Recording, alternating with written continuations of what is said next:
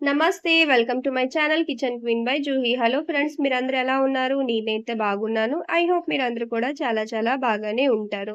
ఈరోజొచ్చేసి నేనైతే మీతో ఒక 2 రెసిపీ అయితే షేర్ చేస్తాను. ఒకటైతే దోస, ఇంకా మరొకటి మిల్క్ షేక్.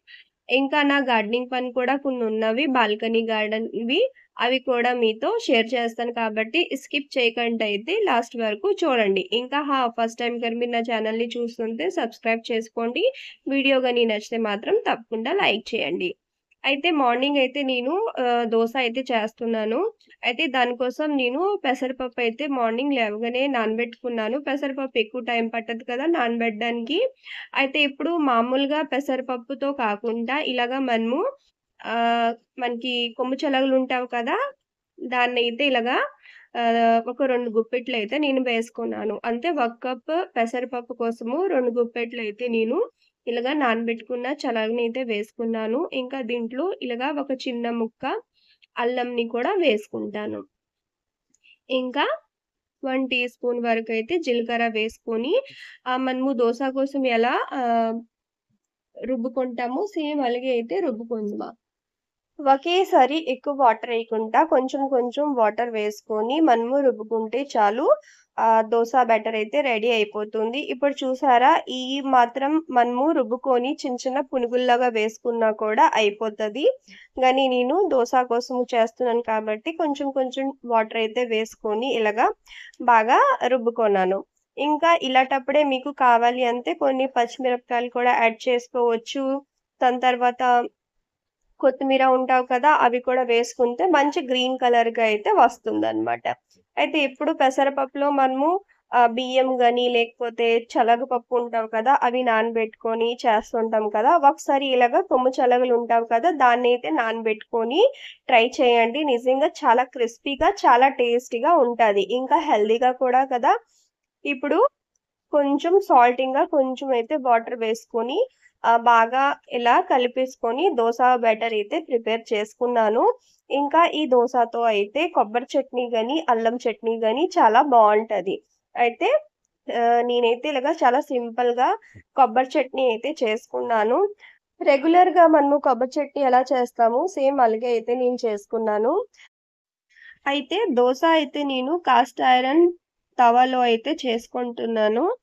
ఇది నేను లాస్ట్ 1 ఇయర్ నుంచి అయితే యూజ్ చేస్తున్నాను. ఇది ద ఇండస్ వ్యాలీ బ్రాండ్‌ది అన్నమాట. దీని లింక్ కావాలంటే నేను డిస్క్రిప్షన్‌లో ఇస్తాను. అయితే నిజంగా మనము కాస్ట్ ఐరన్ దోస తవాలో గాని దోస చేసుకుంటే చాలా ఫాస్ట్‌గా కూడా అవుతది. ఇంకా చాలా క్రిస్పీగా చాలా టైం వరకు మనము దోస ఎలా చేస్తామో సేమ్ అలాగే ఉంటదనమాట. అంతే నాన్ స్టిక్ దోస తవా కంట చాలా బాగా అవుతదనమాట. అయితే కొంచెం గ్రీజింగ్ గట్రా అయితే మనము చేసుకోవాలి. అదే అన్నమాట. చూసారా దోస అయితే ఎంత చక్కగా వచ్చింది. అయితే దోస తవా ఏమో కొంచెం హీట్ అవ్విన తర్వాత దాంట్లో ఆయిల్ గాని, ఘీ గాని ఇలా రాసుకొని ఒక ఆనియన్ తోటి గాని మనము ఇలా స్ప్రెడ్ చేసుకుంటే దోస అయితే చక్కగా వచ్చేస్తదనమాట. అది మనము ఎన్ని దోసలు చేస్తామో, అన్ని దోసలకు కూడా ఒక్కొక్క చుక్క ఇలాగా ఆయిల్ వేసుకొని, మనము జస్ట్ ఇలా ఆనియన్ తోటి గ్రీస్ చేసుకోవాలంతే. ఇలా చేసుకుంటుంటే మాత్రం మనకి దోస పర్ఫెక్ట్‌గా వస్తది. ఇంకా దోస చేసేటప్పుడు మాత్రం గ్యాస్ ఫ్లేమ్‌ని సిమ్‌లో చేసుకోవాలి. దోస స్ప్రెడ్ అయిపోయిన తర్వాత గ్యాస్ ఫ్లేమ్‌ని ఫుల్ ఫ్లేమ్‌లో చేసుకుంటే సరిపోతుందనమాట.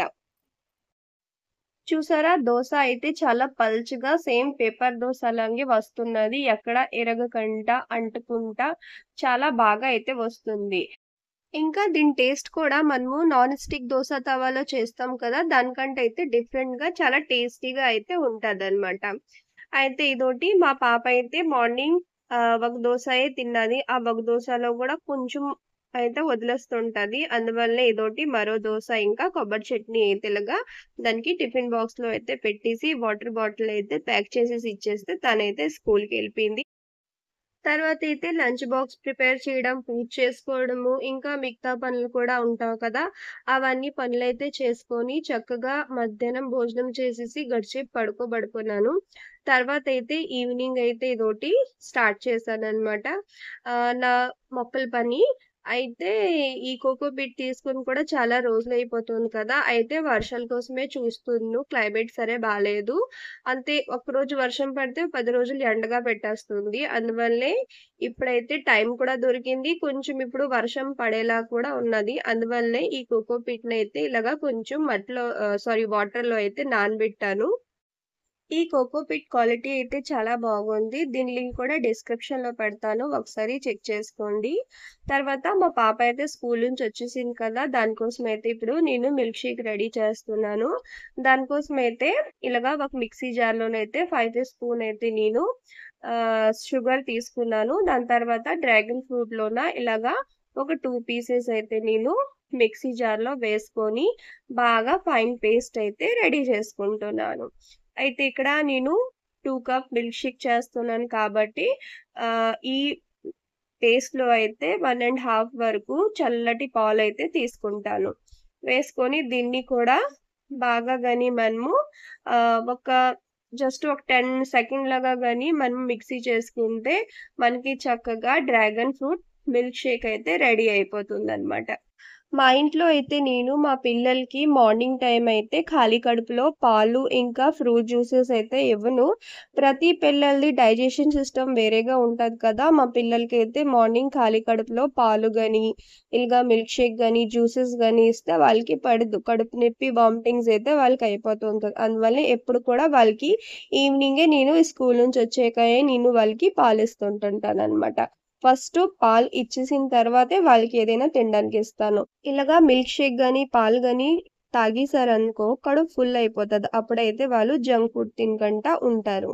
అయితే చూసారా చాలా సింపుల్‌గా అయితే డ్రాగన్ ఫ్రూట్ మిల్క్ షేక్ అయితే రెడీ అయిపోయింది. చూడడానికి కూడా ఎంత అట్రాక్టివ్‌గా ఉన్నదో తాగడానికి కూడా అంతే టేస్టీగా ఉంటదనమాట. మెయిన్ ఇలా చిన్న పిల్లలైతే ఇలా కలర్‌ఫుల్ ఫుడ్‌కైతే బాగా అట్రాక్ట్ అవుతారు కదా! వాళ్ళైతే ఏ గోల లేకుండా అయితే ఇలాగ పాలైతే తాగేస్తారు. ఇవన్నీ పనులయిపోయిన తర్వాత మొక్కలుడుదుమా అనేసి బాల్కనీలోనైతే ఇలాగా మట్టి ఇవన్నీ వేశాను. తర్వాత ఇలాగా బకెట్స్ ఇంకా టబ్స్ అయితే తీసుకున్నాను. బ్లాక్ కలర్‌వి చూసారు కదా! అవైతే తీసుకున్నాను. తర్వాత ఇదోటి ఈ మట్టి నర్సరీలోంచి అయితే తెప్పించాను. ఆ మట్టిలో అయితే కంపోస్ట్, మట్టి ఇవన్నీ అయితే కలిసి ఉన్నది. దాంట్లో అయితే ఇలాగా కోకోపీట్ అయితే వేసుకున్నాను. వేసుకొని బాగా మిక్సప్ చేసుకొని ఈ బ్లాక్ బకెట్స్ ఇంకా ఈ టబ్ ఉన్నది కదా! దీంట్లో అయితే కొన్ని కొత్త మొక్కలు నాటాను. దాని తర్వాత ఈ పాట్ ప్లాంట్స్‌లో కూడా ప్లాంటర్స్‌లో కూడా కొన్ని ఈ మొక్కలవన్నీ తీసేసి కొత్త మట్టి ఇవన్నీ వేసుకొని ఇలాగా రీపాటింగ్ అయితే చేశాను. అయితే మనము ప్లాంటర్స్ మాత్రం ఎక్కువ డబ్బులు పెట్టేసి కొనేస్తుంటాము. ప్లాస్టిక్‌వి. అవి ఎక్కువ రోజులు కూడా రావు. ఎందుకంటే దానికి బాగా ఎండ ఇవన్నీ తగులుతది కదా! అప్పుడైతే అవి పోతుంటది.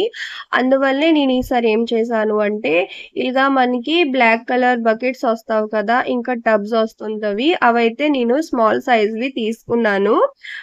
అవి ఈచ్ వచ్చేసి నాకు 50 రూపీస్ పడింది. ఒక్కొక్క బకెట్ అయితే 50 రూపీస్ పడింది. ఇంకా చిన్న సైజ్ టబ్ చూసారు కదా! అదైతే 100 రూపీస్ పడింది. చూసారా అంత తక్కువకైతే మనకి వచ్చేసింది. అదైతే ఇన్ని రోజులు ఎండలో ఉన్నా కూడా అవి ఏం కావు. ఒకసారి మీరు కూడా ఇలాగ ట్రై చేయండి. నిజంగా చెప్తున్నాను. తక్కువ డబ్బులకి మనకి మంచి ప్లాంటర్ అయితే రెడీ అయిపోతుంది. నెక్స్ట్ వచ్చేసి ఈ మట్టి కుండలు. నేనైతే ప్రతి ఇయర్ సమ్మర్‌లో అయితే ఇలా మట్టి కుండ అయితే తీసుకుంటుంటాను వాటర్ కోసము. అయితే మనము యూజ్ చేసిన కొళ్ళు మట్టి కుండ అయితే పోతుంటావు కదా! దాన్నైతే నేను పడేయకుండా ఇలాగా మొక్కల కోసం అయితే యూజ్ చేసుకుంటుంటాను. దీంట్లో కూడా మనము ప్లాంటింగ్ చేసుకుంటే బావుంటది. తర్వాత నేను ఈ మట్టి కుండల్లోనే కొంచెం మట్టి వేసుకొని కిచెన్ తాలూకు వేస్ట్ ఒస్తావు కదా! మనకి వెజిటబుల్స్‌వి అవి కూడా అయితే దీంట్లో వేసుకొని కంపోస్ట్ లాగా రెడీ చేసుకుంటుంటాను. అయితే చూసారా మొక్కల పనైతే అయిపోయింది. దాని తర్వాత నా బాల్కనీ పరిస్థితి చూస్తే ఇవన్నీ ఇలా ఉన్నది. ఇప్పుడు ఈ మట్టి అన్నీ వేరే దీంట్లో పెట్టేసి ఇంకా క్లీనింగ్ అయితే ఇకన స్టార్ట్ చేయాలి. అయితే ఈరోజు మాత్రం కొన్ని కొత్త మొక్కలు నాటాను. కొన్నైతే రీపాటింగ్ చేశాను. చాలా హ్యాపీగా అనిపించింది. ఇదోటి నా బాల్కనీ కూడా నేను బాగా క్లీన్ చేసుకున్నాను. ఇంకా నేను ఏ ఏ కొత్త ప్లాంట్స్ ఏసానో ఇవన్నైతే నేను మీతో నెక్స్ట్ వీడియోలో షేర్ చేస్తాను. ఇదండి ఈరోజు వ్లాగ్. ఐ హోప్ మీ అందరికీ ఈరోజు వీడియో నచ్చుంటది. నచ్చుంటే మాత్రం తప్పకుండా లైక్ చేయండి, షేర్ చేయండి, కామెంట్ చేయండి. ఇంకా నా ఛానల్‌ని గాని మీరు ఫస్ట్ టైమ్ గాని చూస్తుంటే తప్పకుండా సబ్స్క్రైబ్ చేసుకోండి. Thanks for watching.